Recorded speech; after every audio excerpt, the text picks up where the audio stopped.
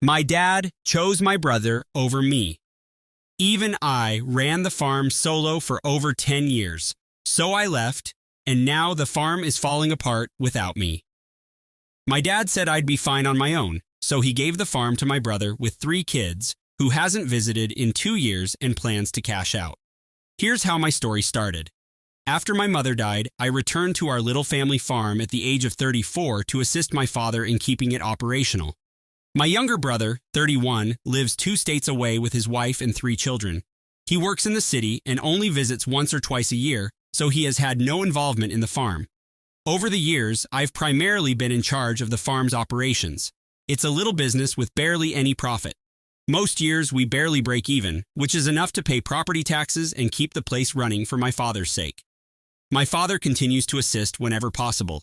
It provides him a purpose after his mother's death, but the majority of the actual labor and management rests on me. I am in charge of everything, from caring for the animals and crops to maintaining the equipment and managing all of the bookkeeping and paperwork. And I do all of this on top of working a part-time job in town to supplement my income because the farm does not pay well. Essentially, I've been working on the farm unpaid, living there, and helping out whenever someone needed it. Here's the problem. My father recently said that he is rewriting his will and intends to give the land to my brother. His explanation is that my brother has a family to think about because of his children, whereas I am better capable of caring for myself. In other words, because I'm single with no children and my brother is married with children, Dad believes he deserves the inheritance more than I do. I didn't want to yell at my father, but I did question if he was serious. I replied something like, "What about all the work I've done here?" And he became defensive, saying it's not about keeping score and that in a family, you assist each other out. He minimized my concerns, hinting that I shouldn't worry about who gets what and that he believes I'll be fine on my own because I'm capable. That truly hurt. I have devoted over a decade of my life to this farm. I put my personal life on hold and moved here to help Dad and maintain our family's land. In contrast, my brother has never mowed a field or helped with harvesting. He's not a nasty person. His life took him somewhere else. But now, Dad is stating that the farm, which only exists because I've been working on it, will be given to my brother, who had no involvement in it, simply because he has children and I don't. It feels like a massive slap to the face. I'm not concerned about money in the sense that this isn't a profitable property. It is primarily about the principle. If my brother gets the farm, I believe he would just sell it for cash because he has neither passion or skill to run it. That would mean that everything I've done to keep this farm alive, improve it, and preserve it has been in vain. In addition, I would lose both my home and my job at the same time, while my brother would benefit from a sale. I haven't had a serious sit-down confrontation with Dad since that initial shocking talk. He seemed to dismiss the subject by saying, "Family isn't about keeping score," making me feel selfish for even bringing it up. I feel bad because I do not want to be greedy or ungrateful. I know I return to aid out of love, not with the expectation of a reward, but at the same time, I feel extremely underappreciated and taken for granted. It's as if he doesn't value my effort simply because I'm the daughter, and in his opinion, girls only help out. I'm so conflicted and hurt.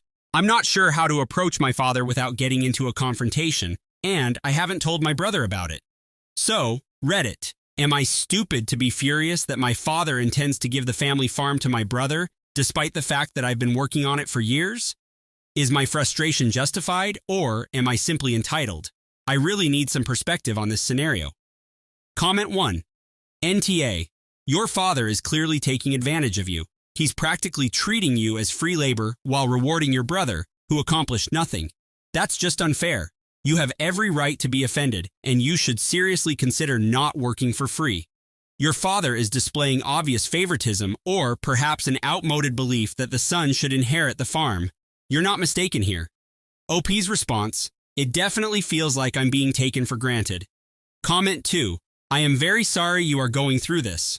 Have you truly sat down with your father and discussed how this makes you feel?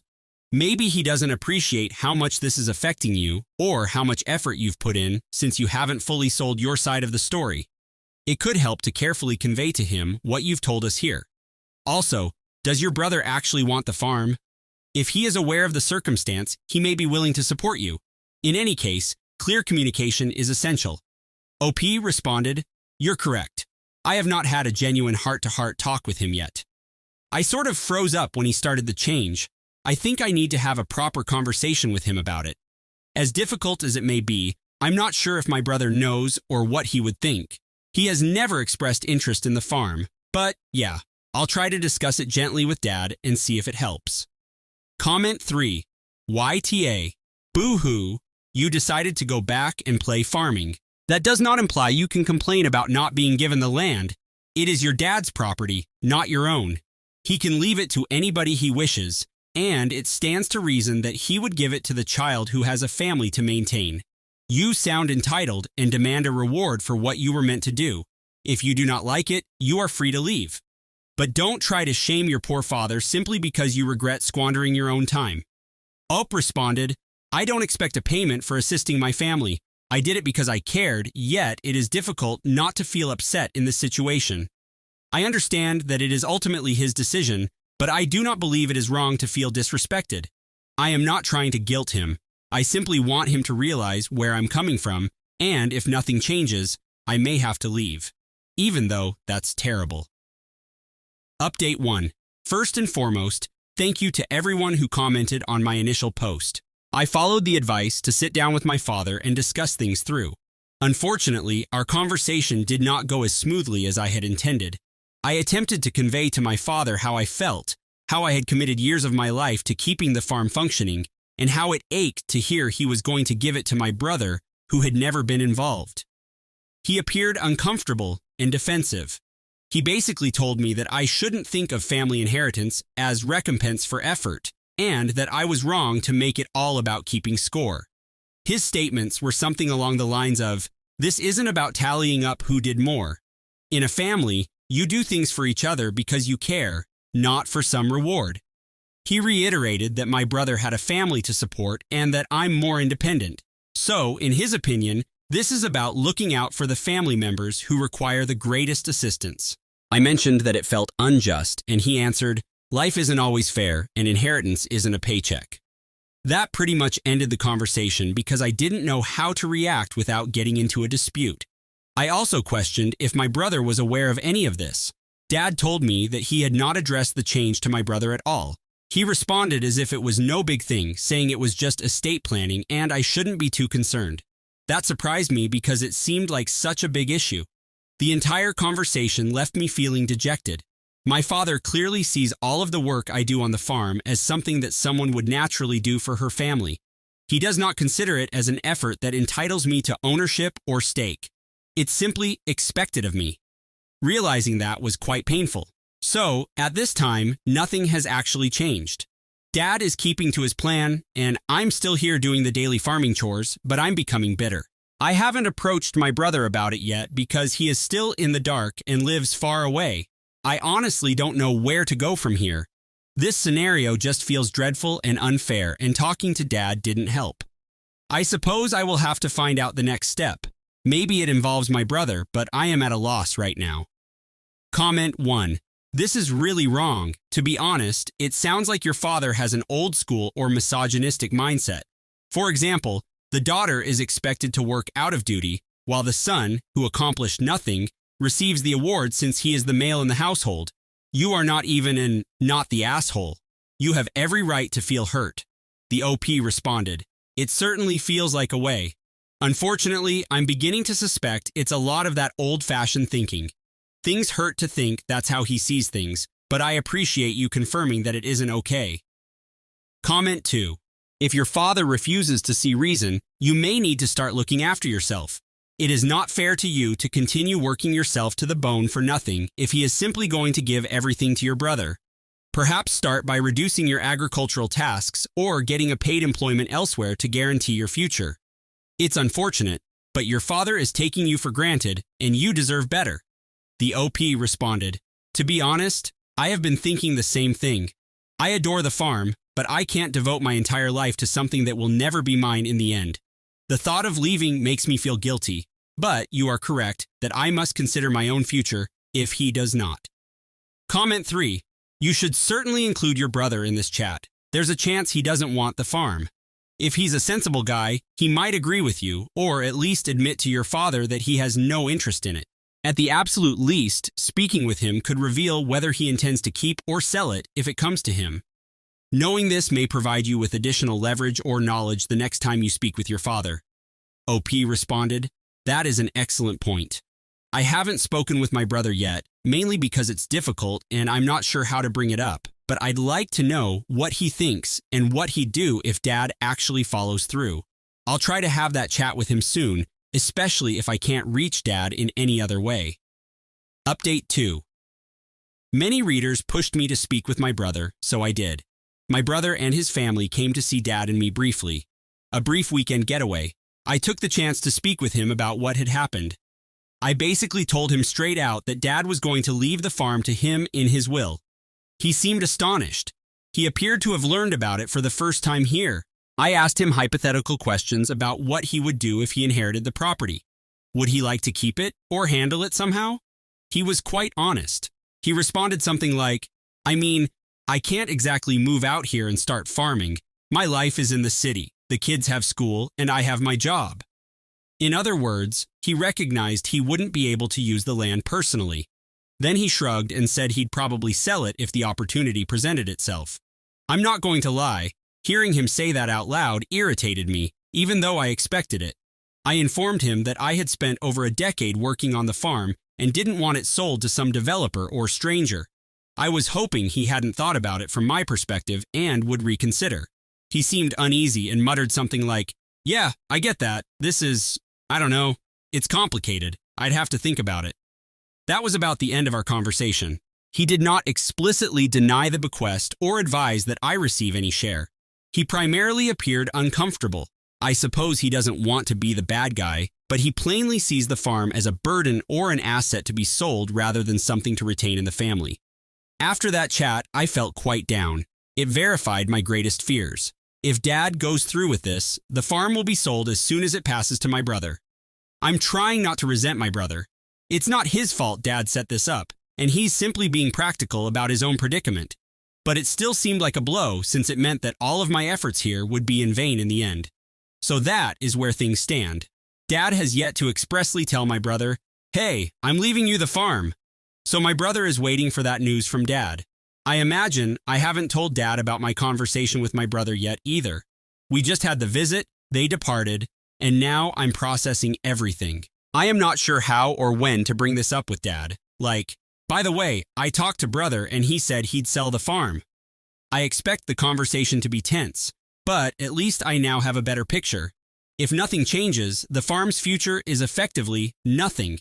It's a very disappointing conclusion, and I'm trying to figure out what to do with it. Comment 1. You now have concrete evidence that your brother would sell the farm. I think you should notify your father right away. If your father's entire argument was based on family and preservation, he must understand that his plan means the farm will not be passed down to future generations. If he still insists on giving it to your brother while knowing it will be sold, he is incredibly stubborn and short-sighted. Lay everything out for him. Giving the farm to your brother means it's gone. Perhaps this will wake him up. OP response. I agree that he should hear this quickly. I'm working up the guts to have the conversation. It won't be simple to inform him that his magnificent idea would entirely backfire. But you're right, he has to face that truth. I sincerely hope that information causes him to reconsider, because it is exactly what I was scared of. Comment 2. I have to say that I was disappointed by your brother's reply. I understand that his life is elsewhere, but he didn't even consider trying to maintain the farm or acknowledging your years of work. He simply answered, "Yeah, I'll sell it," without skipping a beat. A stand-up guy might have told your father, "Give it to sis, she's the one who earned it." At the very least, he could have offered a split or plan that included you. It seems somewhat greedy that he would simply grab the money. I understand your father is the main issue here, but I'd be hurt by my brother as well. OP response. I was a little disappointed too. I don't think he intends to injure me. In his opinion, he is simply being reasonable about what he would do. But certainly, a small part of me hoped he'd say something like, "You've been doing all the work. Maybe it should go to you." Or that he'd at least reassure me he wouldn't screw me over. He actually didn't. I'm not trying to make him look bad, but it bothered me that he didn't seem to appreciate what I'd done. Update 3. It's been a few months now, and I've been discreetly planning for the possibility of having to construct a life outside of the farm. After reading the suggestions here and seeing how things were going, I updated my resume and started exploring other options in agriculture. I haven't gone yet, but I've become less interested in long-term planning for the farm. I suppose my father has noticed. My father recently confronted me. He inquired why I appeared distracted and uninterested in the upcoming season's plans. I decided to be honest. I told him that I was considering my choices outside of the farm because it had become evident to me that I didn't have a long-term future here. I tried to express it as nicely as possible, but I did not conceal the fact. I can't keep putting all of my time and effort into a farm that I won't inherit or own. Well, that blew up. My father became really agitated and emotional. He basically blamed me for abandoning him. He exclaimed, "So you're just going to leave me here all alone in my old age? After everything, you're walking away?" He went on to say how much he thought I cared about our family and the property, and how unhappy my mother would be if she found out I was willing to just up and leave. He phrased it as if I had betrayed the family. I did my best to remain cool. I told him that I had been here for 8 years because I loved the family, but I also needed to think about my own life. I told him directly that it's difficult to justify staying when I know I'll end up with nothing, and that if my brother inherits the property, he'll probably sell it anyway. I did explain that my brother had told me quite clearly that he was going to sell. Dad only shook his head and mumbled something like, "You don't know that for sure. He might realize its value to the family when the time comes." It was as if he was in denial or didn't want to hear it. The talk was terrible. We were both angry and hurt at the end of it. My father thinks I'm being selfish and disloyal.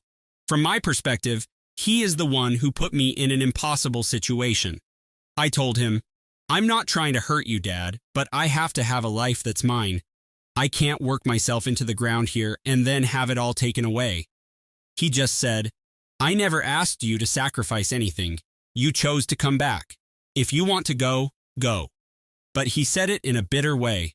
So, yeah, we're kind of at a standstill. He knows I'm serious about leaving, and he's upset. I feel guilty and sad too. I'm sorry things have reached this point. I wish he could see my perspective without feeling assaulted or betrayed. It's as if there is no positive outcome here. If I stay, I am basically screwing myself over. He believes I'm taking advantage of him if I leave.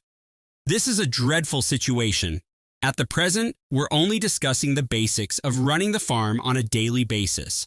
I'm still doing my tasks while he's doing his, but there's a lot of tension. I honestly don't know what will happen. I've sent out a couple of job applications, so we'll see what happens. I haven't formally given up on him, but he knows I'm close, and it's devastating for both of us in different ways. Comment. This seems like a no-win situation. In some ways, I sympathize with your father. He's elderly, probably afraid of being alone and watching the farm die, but he took it on himself by not treating you fairly. You have been wonderfully patient and generous. Choosing to live your own life is not selfish. It is necessary. You offered him multiple chances to do the right thing. If you have a good work chance, you should seize it without hesitation. Hopefully, your father will ultimately realize that his actions have consequences. In the meantime, take care of yourself. OP answered. I appreciate it. It's a tragic situation all around. I feel awful for my father, and I know he is worried about the farm collapsing or being alone, but you are correct. I gave him every opportunity to make things right, but he refused. I need to watch out for myself now. If an outside job becomes available, I will most likely accept it, no matter how difficult it will be to go. I hope he understands someday, but I can't count on it. Update 4. A lot has happened during the last few months. The big news is that I landed a new job. I was given a position overseeing operations at another farm about 3 hours away. It's a larger commercial farm, and they were impressed by my experience managing my family farm. The compensation and perks are pretty good, which is something I'm not used to. After working for free for so long, I decided to take the job. I gave my dad a full 2 months' notice that I was leaving. I wanted to give him as much time as possible to prepare, as my departure is obviously a significant change. When I told him I was going, he freaked out. This was a distinct reaction from the previous rage. This time, he was panicking. He begged me to stay and promised we could work anything out. He even agreed to modify his will again. This time, he offered to split the property 50-50 with my brother if I didn't leave. I did not agree for a number of reasons. I calmly conveyed to him that sharing farm ownership is not a viable solution. If I owned half and my brother owned half, he could still force a sale of the entire land or sell his piece to someone else, such as a developer, which would essentially damage the farm. I asked my father to think about how that scenario would play out, and I believe that made him pause. For the first time, I watched him realize that his compromise approach would not secure the farm.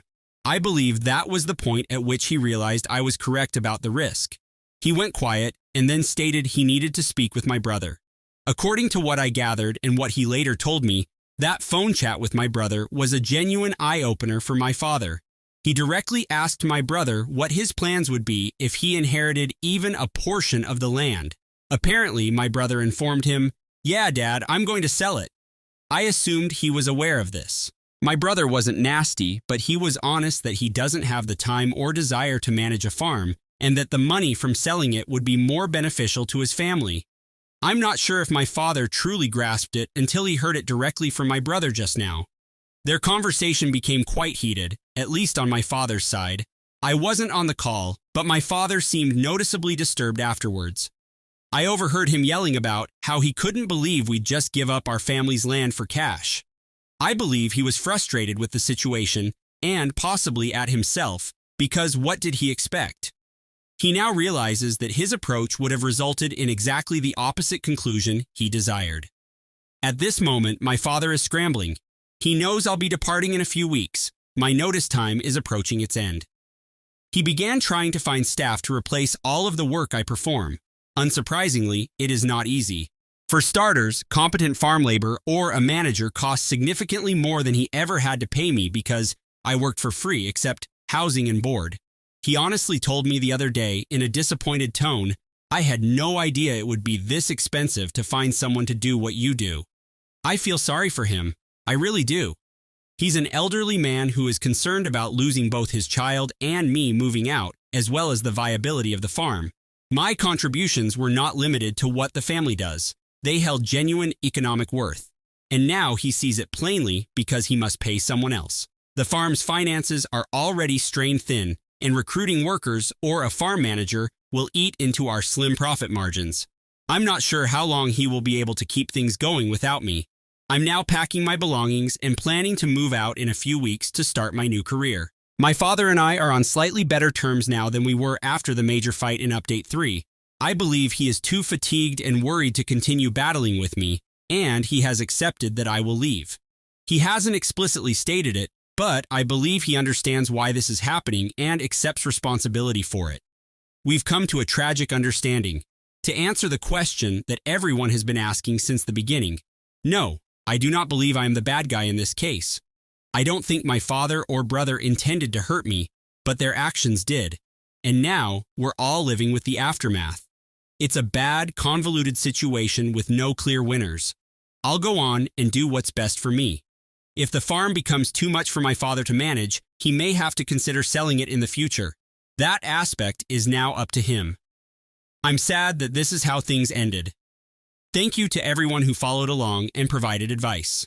This has been a difficult journey, but I am confident that brighter days are coming, at least for me. My sister hijacked my graduation party mic, humiliated me with lies, then months later was dragged from court in handcuffs, screaming my name. My sister Claudia has been mean to me for as long as I can remember. When we were kids, she cut the head off my favorite stuffed bunny while staring me straight in the eye and remarked, "Well, now it's realistic. Bunnies die." If I ever got new clothes, she would borrow them without asking, return them dirty or stretched out, and laugh at my tears. My mother gave me a necklace for my 10th birthday that I had been wanting for months. The very next day, Claudia flushed it down the toilet during an argument and then gaslit me with, "You probably lost it. You're always careless. School was even worse." She would create stories about me, tell embarrassing lies to my crushes, and insult me in front of her friends. If I received decent grades, she'd accuse me of attempting to make her look stupid. If I struggled with something, Mom would tell everyone that I was slow. My parents consistently dismissed it as sibling rivalry. The standard, you two need to get along. One day, you'll only have each other's speech. But I quickly discovered that my sister did not want to get along. She wanted me to feel embarrassed and humiliated. By the time high school came along, I had mastered the art of staying out of her way, but she kept digging at me. When I joined the debate team and began winning competitions, she insulted me as a desperate nerd attempting to appear important. When I was accepted to my ideal institution, she sneered, "Don't get too excited. You'll probably fail and come back." I was really looking forward to my high school graduation celebration. It wasn't only about the party. It was about finally appreciating something I'd worked for without Claudia in the spotlight. My parents agreed to let me host it in our backyard. I invited friends, instructors, and extended relatives. I spent weeks planning it, with fairy lights, a taco bar, and a music that I spent hours creating. Of course, Claudia was upset about it. She began with passive-aggressive statements. Why did she have a lavish party? I didn't receive one. She did, although she did not enjoy parties back then. It's only high school. Nobody cares. I'm going to be extremely bored that day. I told her straight up, if you can't be nice, just stay out of the way. She smirked and added, don't worry, I'll make it memorable. That should have been my warning. Everything began out well on the celebration day. Then Claudia made her move. First, she turned up the music to ear-splitting levels and began playing songs she knew I detested. When I ordered her to stop, she said loudly to my guests, "Oh, sorry, I didn't realize the party dictator was here." Then when everyone was eating, she inadvertently spilled Coke all over the dessert table, ruining the cake, cupcakes, and fruit display I had worked so hard on. She fake apologized in the most sarcastic tone possible. "Oops, my bad. Guess we'll have to diet today." But the worst thing happened afterward. Claudia took the microphone for the speech I had not asked her to give while I was conversing with my old English teacher. She began recounting humiliating things about me, some exaggerated, others just made up. Examples include, one time she peed her pants in middle school. She once cried for an hour because I ate her cookie. Don't worry, she's going to be a great college student if she can survive without Mom packing her lunch. Everyone laughed awkwardly, but I could feel my cheeks burning. I tried to take the microphone, but she yanked it away. That was when I snapped. I told her to go. She rolled her eyes and said, "Relax, it's just a joke. God, you're so sensitive." She walked away, but the harm had been done. The mood of the celebration was ruined. People kept attempting to console me, but all I could think was, she did it again. She couldn't let me have this one day. After that, I stopped speaking with her totally. I didn't respond to her texts, calls, or snarky apology, which simply said, "Sorry if you took it the wrong way." For the following 6 months, she tried to behave as if nothing happened. At family dinners, she'd sit next to me and ask about school as if we were closest friends. If I ignored her, she'd say, "Wow, still holding a grudge? You need to get over it." Then, over Thanksgiving, she made one last dig. "You're acting like I ruined your wedding or something. It was just a high school party." I gave her a straight face and responded, "It was my celebration. You ruined it on purpose. You've been tearing me down my whole life, and I'm done giving you access to me, and I intended it." I stopped inviting her to my events. I exited family group chats and informed my parents, if she's there, I'm not. Naturally, the guilt tripping began right away. My mother called last week and said Claudia was ready to talk. She put her on speaker mode without telling me, and Claudia's first words were, "So, are you done being dramatic?" I hung up right away and tossed my phone across the room, where it bounced off my dorm wall. My hands shook as I took it back up and blocked Claudia's number for the 15th time this week. 20 minutes later, my roommate knocked on my door, holding her laptop and wearing a strange expression.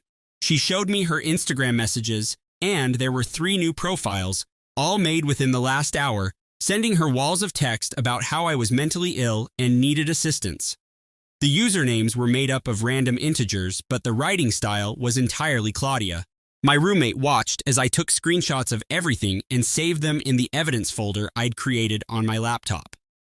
The next morning in the cafeteria, she sat across from me and moved her plate away. She inquired if any of Claudia's claims were real, and I could tell she wasn't sure what to trust. I took out my phone and showed her the video Elisa had taken at my graduation party, which included Claudia's entire speech in my attempt to grab the microphone. Her expression changed from bewildered to scared as she watched. She stated my sister was very messed up and asked whether I had told anyone about it. That afternoon, I walked to the college counseling center and stood outside for 10 minutes before finally entering. The receptionist handed me an intake form, and I sat there staring at the section on family connections. There was a checkbox for familial trauma, and I hovered my pen over it for a minute before marking it. 3 days later, I was sitting in Dr. Moreau's office telling her about the plush bunny and how Claudia had looked me in the eyes while ripping off its head.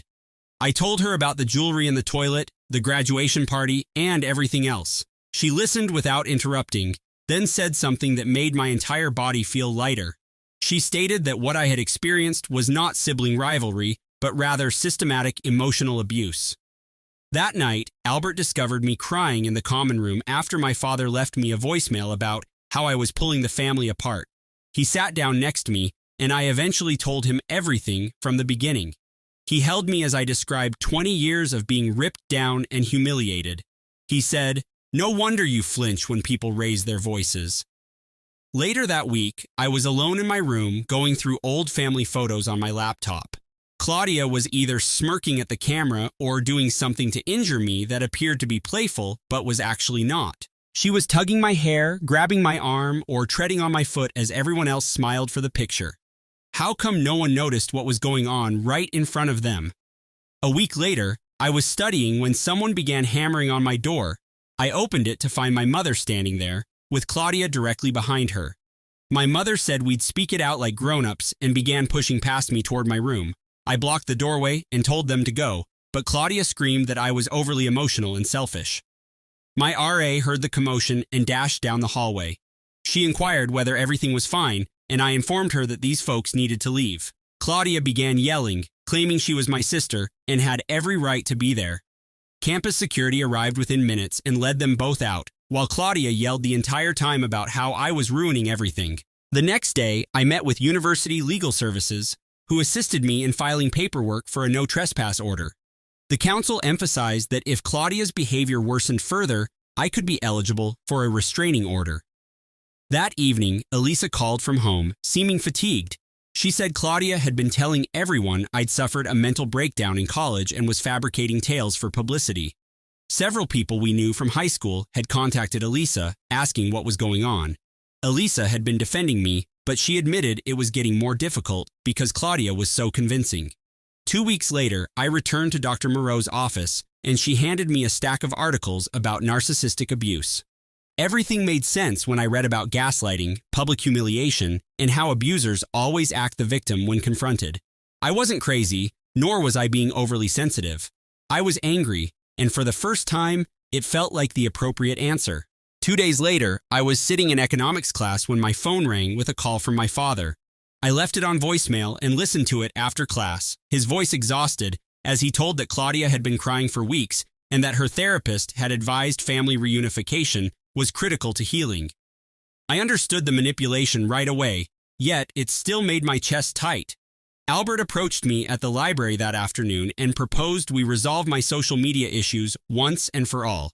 We spent 4 hours in his dorm room building new accounts with fictitious names and maximum privacy settings, barring everyone who might be connected to Claudia.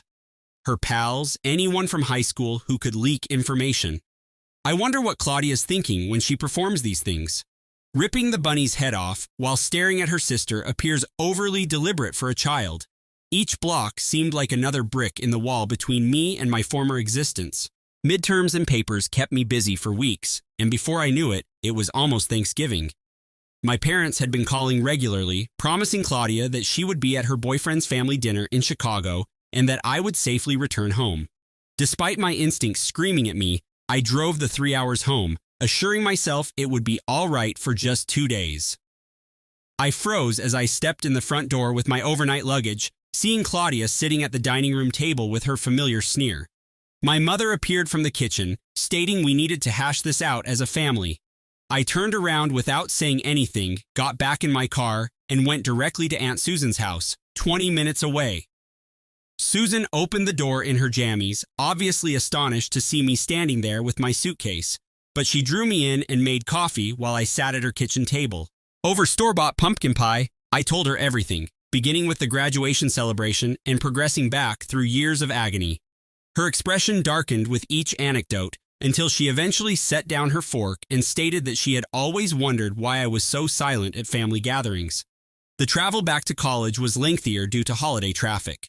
And when I got to my dorm room at midnight, I saw that my door was slightly open, despite the fact that I had secured it.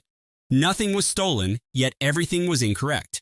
My diary was on a different shelf, my laptop was open when I had left it closed, and my dresser drawers were not fully closed. My skin crawled as I examined each nook, looking for minor clues that someone had touched everything. Campus security took a report, but without proof of forced entry or larceny, they could only offer increased patrols. 3 days later, I returned to Dr. Moreau's office to describe the incident, and she assisted me in recognizing the pattern of escalation in Claudia's behavior, explaining that losing control over me was making her frantic. We spent the hour developing a comprehensive safety plan that included emergency contact information, documentation tactics, and particular routines for various eventualities. I was heading back from that appointment when my phone alerted me to an email from an unfamiliar address. The mail included old Instagram photographs that I removed months ago, modified to appear compromising, with my face superimposed onto other bodies in provocative postures. Although the content was brief, Claudia's writing style was instantly apparent in her threat to send them to my teachers. I went straight to campus police, who took the blackmail threat seriously and called up a detective who specialized in cybercrime. She stated that blackmail was a felony and that they could track IP addresses, officially launching an inquiry that afternoon with case numbers and evidence logs. A week later, I was studying in the library when my mother called, distraught and yelling that Claudia had told her I was attempting to have her arrested for nothing. She requested that I drop the charges immediately, claiming that I was wrecking my sister's future due to minor sibling squabbles, but I hung off while she was still speaking. Albert had been watching everything unfold and discussed my issue with his folks during their weekly video conversation. His mother, who worked as a social worker, encouraged me to spend winter break with them at their home near Cleveland.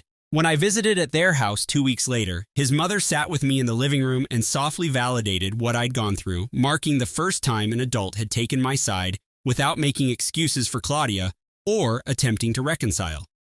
When I returned to university after winter break, the nightmares began immediately away. I'd have dreams of Claudia standing at my dorm room doorway, sitting in the back of my courses, or waiting outside my job at the campus bookstore.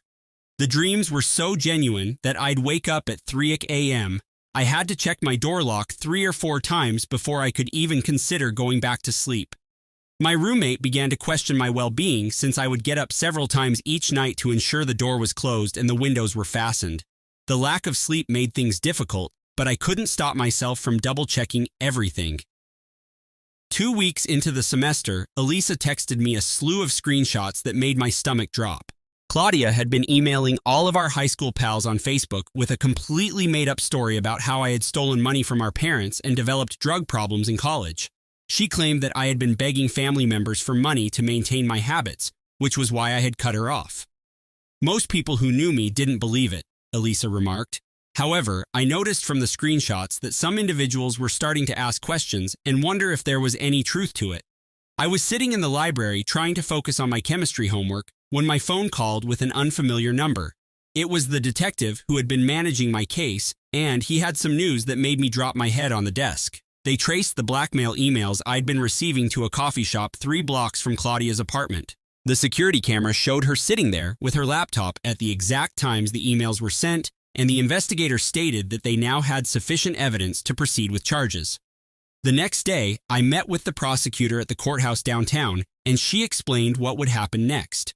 She stated that Claudia would be arrested, followed by an arraignment in which she would enter a plea, and they would most likely offer her a deal because this was her first violation. Then she looked at me and uttered what I had been dreading. 3 days later, I was in my economics class when my phone started vibrating nonstop. I came out into the hallway and noticed 5 missed calls from my mother. When I called back, she was shouting so loudly that I had to hold the phone away from my ear. She continued telling me I was evil, that I was destroying our family, and that I couldn't be her daughter if I could do this. My father then took the phone and spoke in a cold and flat tone. A week later, I sat in the rear row of the courtroom, Albert to one side and Dr. Moreau to the other. My palms shook as I watched them carry Claudia in for arraignment. She pled not guilty, as the prosecutor had warned me would happen, and the judge freed her on bail with a no-contact order, which meant she couldn't approach me or speak with me in any way. As she went out of the courtroom with her lawyer, she turned and stared directly at me, mouthing something I could hear clearly from across the room. Aunt Susan contacted me that afternoon as I was walking back to my dorm. She'd been conducting her own research, speaking with cousins and other family members I hadn't seen in years. Claudia turned found to have been unkind to several of them, particularly the younger relatives. However, everyone was too terrified or embarrassed to say anything. Susan was compiling a pattern of behavior dating back to when we were young children, documenting everything individuals remembered. The stress of everything made it tough to concentrate on schoolwork. Despite knowing about the no-contact order, I would sit in class continually looking over my shoulder to see whether Claudia was present. My chemistry grade went from an A to a C in 3 weeks, and I couldn't focus long enough to read more than a page of any textbook. Dr. Moreau formally diagnosed me with PTSD at one of our sessions and suggested we meet twice a week to help me cope with everything. 2 weeks after the arraignment, I was doing laundry in my dorm basement when I checked my phone and noticed 3 new voicemails from my mother's number. My heart began beating because I sensed something was wrong. Mom never left voicemail messages. When I played the first one, I didn't hear Mom's voice. The prosecutor added witness intimidation charges the next morning when I handed her the voicemails. She played them for the court at an emergency hearing that afternoon, and he promptly revoked Claudia's bail. I stood on the courthouse steps, watching through the glass doors as 2 officers carried my sister away in handcuffs, her hands tied behind her back. I waited for remorse, sadness, or something to hit me, but all I felt was relief, like if I could finally breathe again after weeks. The next morning, a courier knocked on my dorm room door and delivered a hefty envelope from Brennan, Hayes & Associates, Columbus's most expensive law firm. My hands shook as I opened it and read the formal letter advising me to reconsider my position and warning me against irreversibly breaking family relationships, as well as implying that I could face legal action for defamation. Albert found me sitting on my bed 20 minutes later, still holding the letter, and promptly phoned the prosecutor's office while I sat there, motionless. The prosecution urged us not to worry because this was standard intimidation techniques, but I couldn't stop thinking about how my parents were spending thousands of dollars to protect the person who had been hurting me my whole life. A week later, Dr. Moreau set aside her entire afternoon to assist me in writing my victim impact statement, and each sentence felt like tearing glass out of my flesh. I wrote about the stuffed bunny, the Flushing necklace, the botched graduation party, and all the minor cuts in between that built up to 20 years of misery. She helped me find the words when I couldn't, sitting quietly as I cried through chapters describing how Claudia not only stole my childhood, but also attempted to destroy my future. That same week, Albert's mother called and officially welcomed me to stay with them for the summer, claiming their guest room was already set up and ready for me. Claudia went from cruel sister to criminal mastermind faster than someone failing chemistry class, which now appears to include our narrator, thanks to all of this drama. Breaking into dorms, making phony pictures, and committing coffee shop crimes. She sat with me in their kitchen and told me about her sister's decision to cut off toxic family members years ago, and how chosen family may be stronger than blood. And I accepted their offer, feeling as if I had finally found firm ground after months of tremors. Elisa had to testify in a deposition the next Tuesday, so she brought the video from my graduation party on her phone and showed it frame by frame to the prosecutor and Claudia's lawyer. The prosecutor contacted me later to say that was strong proof of a pattern of public humiliation and targeted harassment, particularly the point where Claudia seized the microphone as I tried to stop her. 2 weeks later, I was helping Albert's mother prepare dinner when we heard a hammering on the front door and my mother yelling that she knew I was inside. Albert's mother instructed me to remain in the kitchen while she answered the door, but I could hear everything as Marlene pushed past her and demanded to see me. When I walked into the living room, Marlene's face turned scarlet, yelling about Claudia going to prison and asking if that was what I wanted, my own sister in prison. When I didn't respond or move closer to her, she crossed the room in 3 steps and slapped me hard across the face, the sound reverberating throughout the home. Albert's mother quickly got out her phone and dialed 911, while Marlene continued to yell at me about family loyalty and how I was destroying everything. Within 10 minutes, the police arrived and arrested Marlene for assault, while I stood there with Albert's mother's arm around me, my cheeks still burning. I had to submit another police report at the station, and the detective informed me that family violence frequently worsens during legal proceedings, which did not make me feel any better about having to witness my own mother being handcuffed. The next day, I returned to my old home while my parents were at work to pack the few items I wanted to save.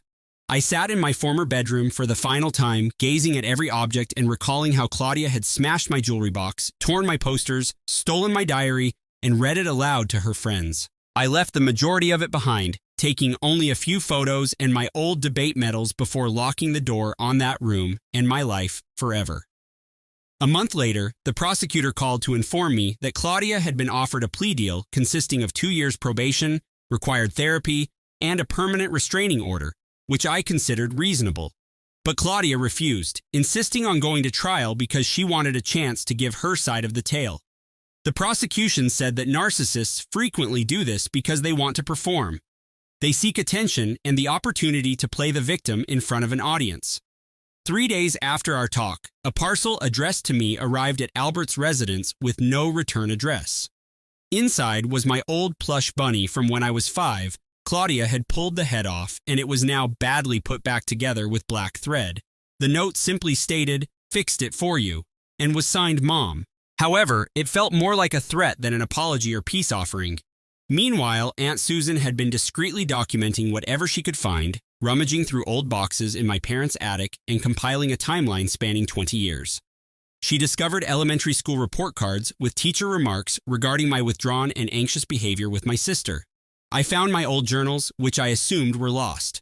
I found images of me flinching away from Claudia as a toddler. The pattern had always existed, scrawled in a dozen different handwritings by instructors, counselors, and coaches who had all sensed something was amiss but had never quite joined the dots. 2 months later, I decided to start something on campus that I never thought I'd have the courage to do. I reserved a tiny room at the student center and distributed brochures promoting a support group for persons who had experienced family abuse. The first meeting, I sat with my notebook and 3 seats arranged in a circle, watching the door and wondering if anyone would show up. A female named Ashley strolled in first, followed by a guy named Ben and another girl simply known as Kay. We sat for an hour, mostly looking at each other. However, at the end, Ashley was crying about her stepfather, and Ben was talking about his elder brother, who used to lock him in closets. By the 4th meeting, we had 12 participants and needed to move to a larger room. The prosecutor called me the following week to inform me that the trial date had been set for 6 months. I attempted to concentrate on my lectures, but when the notice that I'd have to testify arrived 2 days later, I threw up straight in my dorm room. Albert held my hair back as I heaved into the garbage can, and Dr. Moreau spent the entire following session reminding me that I was stronger than I realized and that I had already survived the worst part, bisses. Chelsea from back home spotted me in the cereal section at a supermarket shop near college. She drew me into a strong hug before I could move away, telling me how much my mother missed me and how she looked dreadful without me. The guilt hit me like a blow in the stomach, and I abandoned my entire cart right in the aisle. I drove back to my flat, crying so hard that I couldn't see the road. 2 weeks later, things worsened. Claudia's lawyer filed a motion claiming that because I was mentally unwell, my testimony should be invalidated. They wanted all of my therapy records, every single session with Dr. Moreau, and anything private I'd ever said. Dr. Moreau sat me down and described what was going to happen, how they would try to use my PTSD diagnosis against me, and how they would twist things to make me appear insane. The judge limited what they could view, but Claudia's lawyer was still allowed to confront Dr. Moreau about my diagnosis in court. My former English instructor reached out on Facebook after learning about the case from another teacher. She recalls seeing me crying in the restroom after Claudia humiliated me in front of the entire cafeteria junior year. I remembered how I had begged her not to tell anyone since it would just make things worse. She offered to testify about what she had witnessed over the years.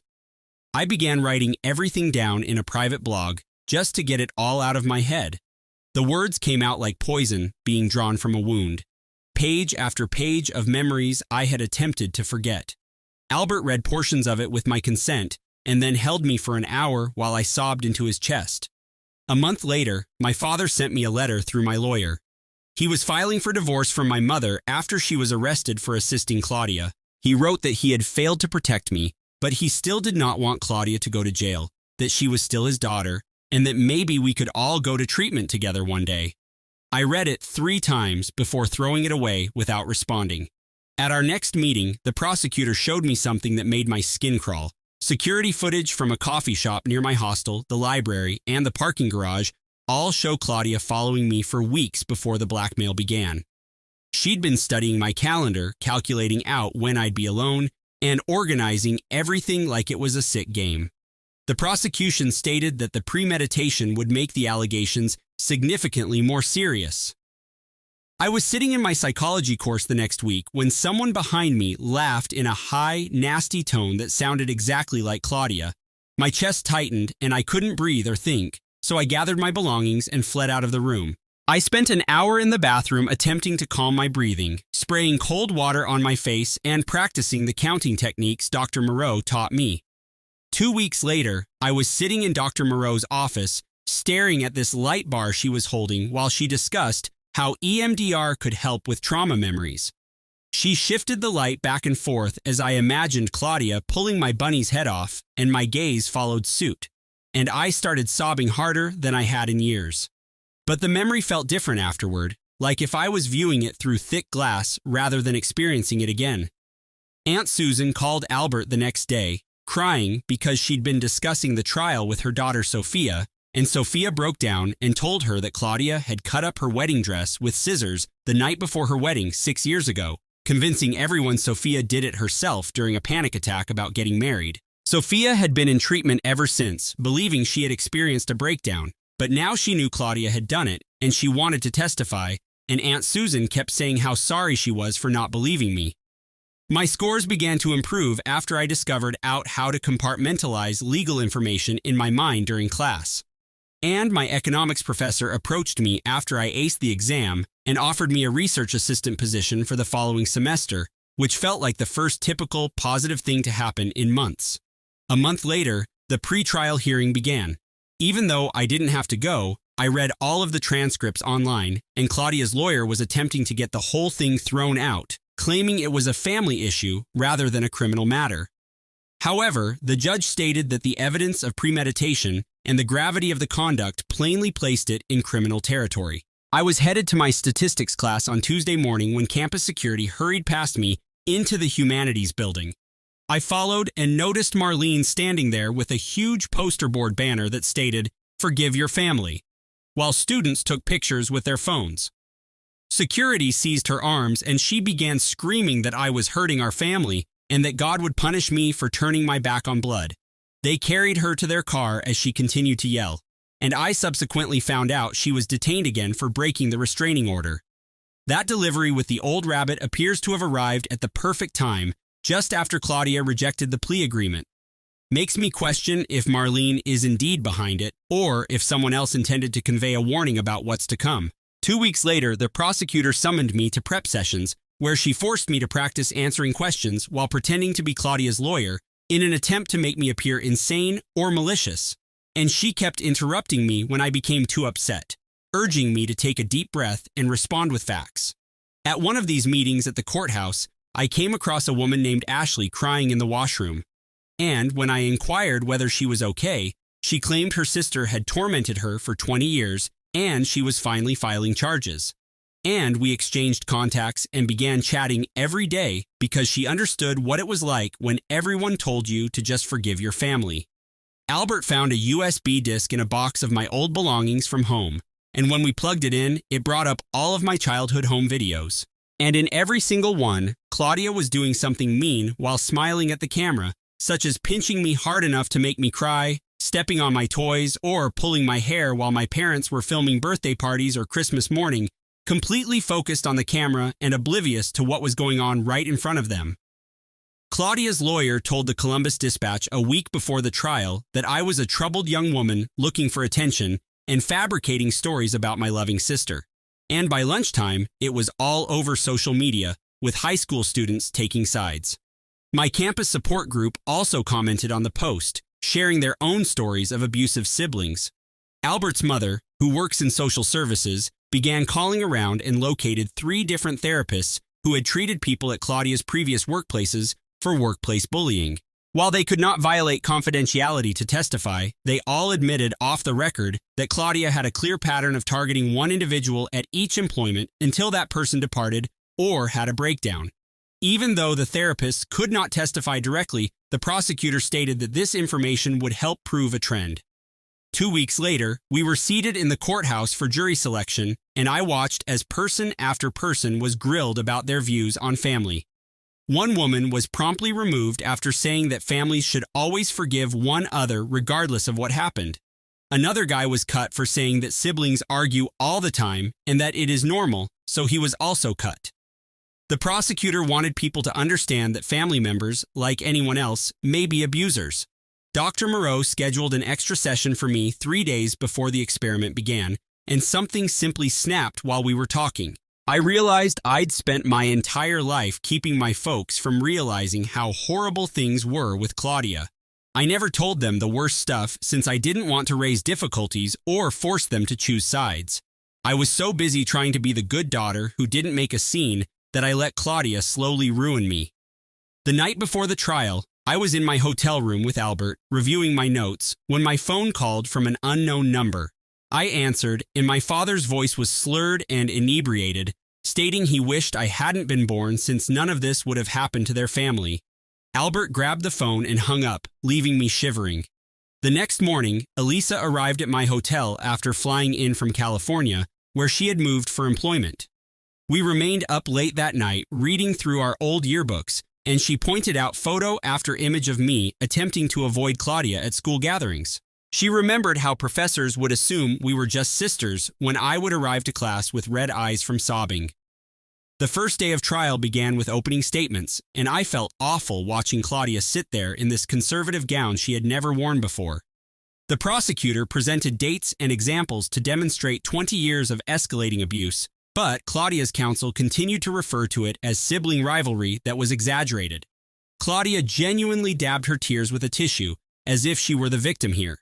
The next day, they showed the graduation party film, and some jurors shifted uneasily in their seats as Claudia grabbed the microphone. Her counsel objected repeatedly, claiming that it was prejudiced, but the judge allowed it to be used as evidence of pattern conduct. During lunch recess, I was returning from the restroom when I noticed Claudia in the corridor. She looked right at me and flashed this charming, phony smile before mouthing the words, "I love you, sister," with a mocking look in her eyes that made my skin crawl. I had to hurry to the restroom and puke up. On day 2 of the trial, they called me to testify, and I sat in the witness chair, attempting to keep my voice firm. I told them about the bunny when I was 5 and how she looked me in the eyes while pulling off its head. I mentioned the necklace she flushed, the clothes she damaged, and the rumors she started. My voice only cracked once when I described finding my bunny's head in my backpack at school the next day, exactly where she had put it. Several jurors appeared to be upset by the story. Then came cross-examination, and Claudia's lawyer pressed me hard. He claimed that I was jealous of my successful older sister, as well as vengeful and possibly mentally unstable. He kept attempting to twist my remarks, but I just kept responding, "That's not true," and sticking to the truth as Dr. Moreau had taught me. He asked why I waited so long to report anything, and I explained that my parents had always told me it was just sister stuff. After I finished testifying, they called my old English teacher, Mrs. Keller, who had driven up from our hometown. She produced an old teaching diary in which she had written notes about finding me crying in the hallway on several occasions, always after seeing Claudia. She had dates and details regarding her concerns written down from years ago. The prosecutor called my cousin Monica next, and she looked so little as she walked to the witness stand, her hands quivering as she grabbed a tissue. Monica began about Claudia's wedding 3 years ago, when she was a bridesmaid, and how Claudia had ruined her dress the night before by pouring red wine on it while laughing. She burst into tears as she explained how Claudia convinced everyone at the wedding that Monica had gotten drunk and damaged her own dress out of envy. The prosecutor displayed images of the destroyed garment and text exchanges in which Claudia boasted about it to her pals. Monica's voice cracked as she revealed Claudia liked harming people, and some of the jury members took notes, while others looked horrified. After Monica stood down, the cybercrime detective entered the stand with a large folder of evidence and began outlining the internet harassment campaign in detail. He showed me IP addresses tracked back to Claudia's devices as well as timestamps, demonstrating she had been sending me abusive texts at all hours for months.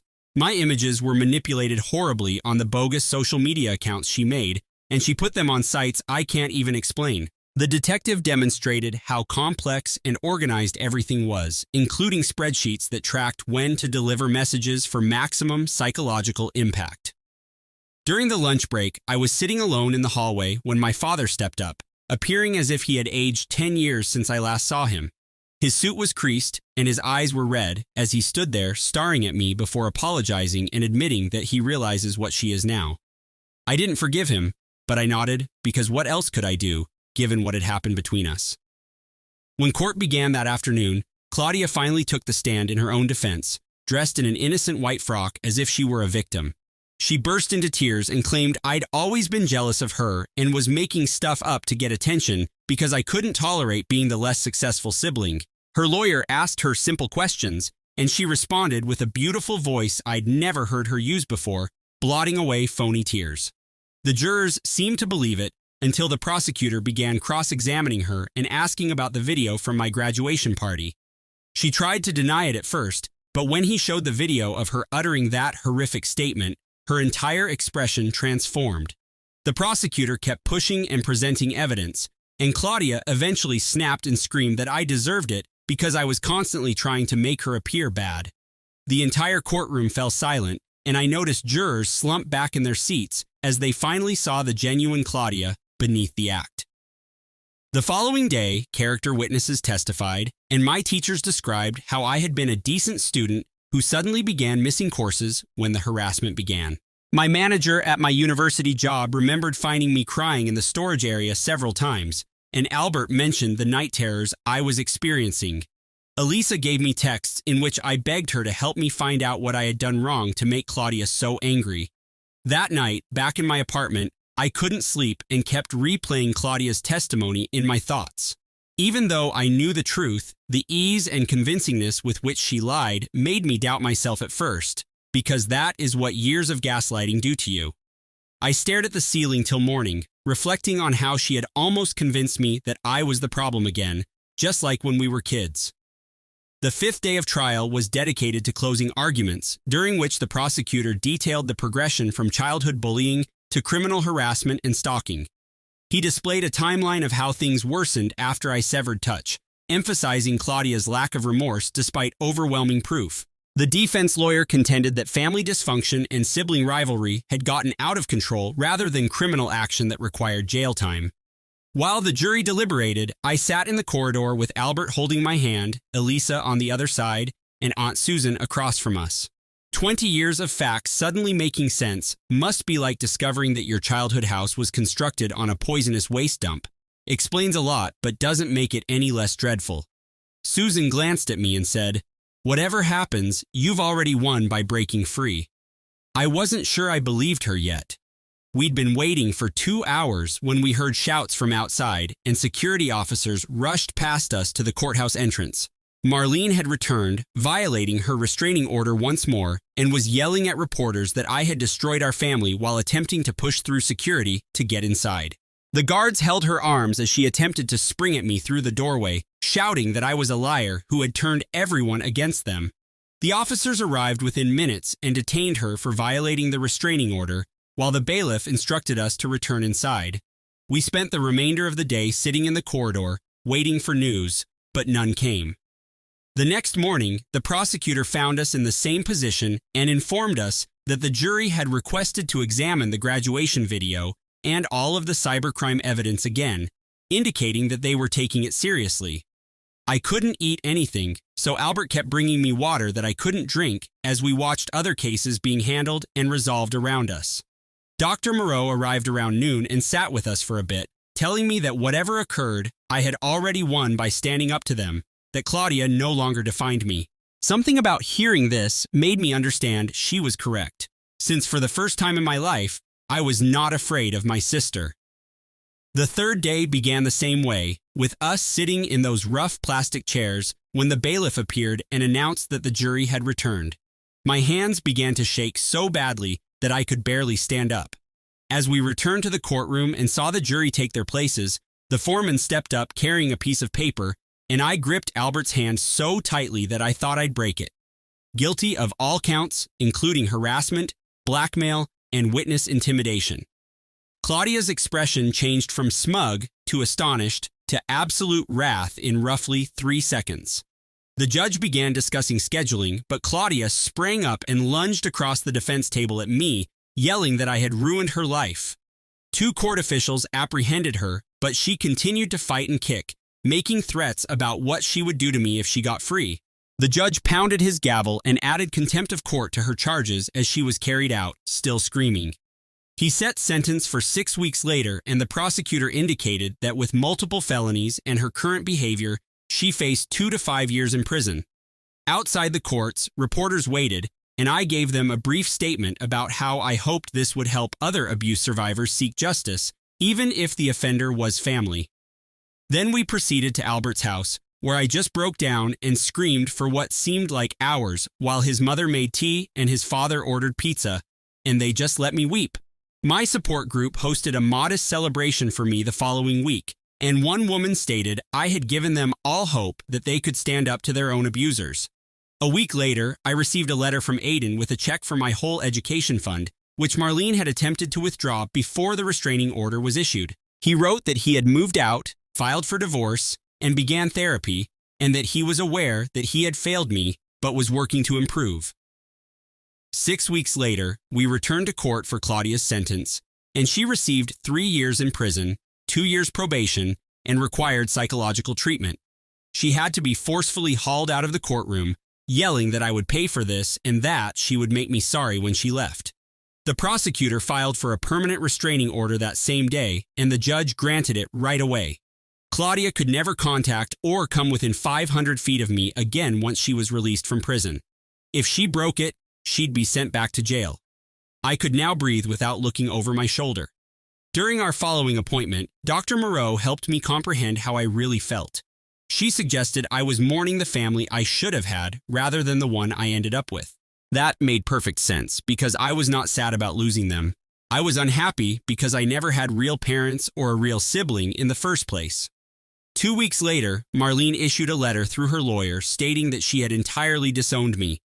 She was removing me from her will and deleting me from the family as if I never existed. Albert and Elisa came over that night, and we lit the letter in my backyard fire pit. Watching those cruel comments crumble to ash was liberating. 2 months later, I went to the courthouse and formally changed my last name to Smith, Albert's mother's maiden name. His family had basically adopted me anyway, and they were overjoyed about it. The paperwork was like removing chains I'd worn my entire life. When I returned to campus for sophomore year, everything changed. My grades were excellent. I received the research position I desired and helped to expand the abuse survivors support group. We increased our membership from 5 to over 30. Trauma no longer controlled me. Aunt hosted Thanksgiving that year for me, Albert, his parents, his sister, and the cousin who testified for me. We cooked and laughed together, and no one screamed, threw objects, or delivered hateful words. Albert's father raised a toast to the chosen family and new beginnings. I shed happy tears for the first time in years. A few weeks later, I contributed an anonymous story about sibling abuse to the university newspaper. Within days, my inbox was swamped with messages from other students who shared their own experiences. Some had never informed anyone before. I organized a weekly coffee meetup for anyone who wants to discuss. During one of my therapy appointments in December, Dr. Moreau pointed out that I hadn't addressed Claudia once in the previous 3 meetings. She was correct. I hadn't even considered her. The incessant fear and anxiety had finally subsided. Aunt contacted in January to let me know Aiden had reached out to her. He had moved into a modest apartment, begun therapy, and was attending support groups for parents who allowed abuse. He wanted her to tell me he was working on himself and would understand if I never saw him again. Maybe someday we can try to reconstruct something, but not now or soon. By the spring semester, Albert and I had moved into a tiny apartment near campus. We sat on our secondhand couch one night, figuring out our junior year schedules and summer internship opportunities. My phone stayed silent the entire time. No furious texts, guilt trips, threats, or dread. I'd created a life that Claudia couldn't touch, surrounded by people who genuinely loved me. For the first time since I was a child with my teddy bunny, I felt absolutely protected.